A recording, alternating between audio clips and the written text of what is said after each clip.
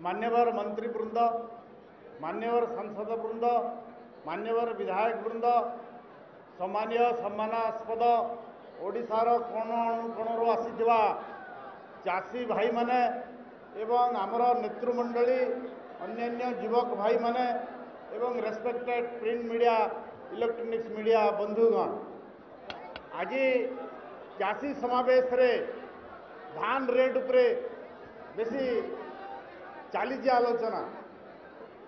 मु जेतेबेले बाचस्पति थिली सेतेबेले गृह कमिटी होइतिला एवं गृह कमिटी रे सर्वसम्मति क्रमे निष्पत्ति हेबा परे गृह रे रिजोल्यूशन पालित होइतिला जे धान दर 2930 टंका कराइबो।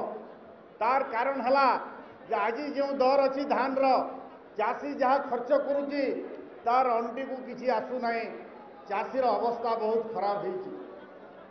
तेणु सरकार निष्पत्ति नहीं एवं गृह कमिटी निष्पत्ति नहीं तार परे मध्य एसेम्बली रे पास होइतिला जे पार क्विंटाल 2930 टंका करा जाऊ बोली।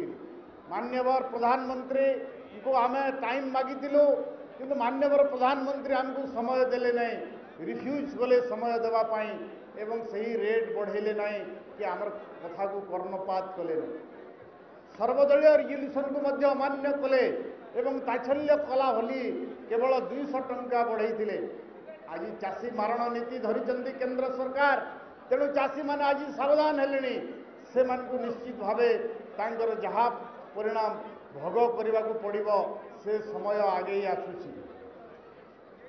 तेणु बंधुगण आमे सतर्क रहिबा उचित। आज मान्यवर मुख्यमंत्री चाषी मानकर पई बहुत योजना करिसंती किंतु केंद्र सरकार तार इलेक्शन मैनिफेस्टो देइथिले जे धान रो दर को मु 2 गुण करिवि। 2 गुण तो हवा दूर कथा, धान रेट को 2930 टंका मध्य कले नहीं एवं चाषीर पेटर ही आघात कुठाराघात देले। आज सारा दर बढ़ी, आज डीजेल दर बढ़ी, आज डीजेल दर पेट्रोल रु बेसी होइछि। ट्रैक्टर पावर टिलर चलेवा पई आखि रे लुह झरुची चाषीर। तेणु चाष आज बाधा प्राप्त होइछि केंद्र सरकार पई। आपण माने जानिथिबे जे केंद्र सरकार एमएसपी को 2 गुण करबा पई मैनिफेस्टो देइथिले किंतु मिछ सरकार जहाँ कहती ताहा करती नहीं काम एवं मिछ कहीकि समस्त को ठकिकी भोट नियंती। आपण जानिथिबे मान्यवर मुख्यमंत्री एबे कालिया योजना करिसंती। कालिया योजना हला नंगल जार कालिया तार, कालिया ठाकुर तार जे नंगल धरिची जे ऋण खाली छाड़ हेबो गाँव रे 20 जन थांती बाकिया लोक किंतु कालिया योजना रे समस्ते पाइबे। भूमिहीन जमीहीन गरीब मजदूर खेत मजदूर समस्ते पाइबे कालिया रे बेनिफिट अच्छी एवं छोट चाषी मध्यवित्त चाषी समस्ते पाइबे कालिया योजना रे वर्ष को वर्ष पाइबे बिना सुधरे ऋण पाइबे।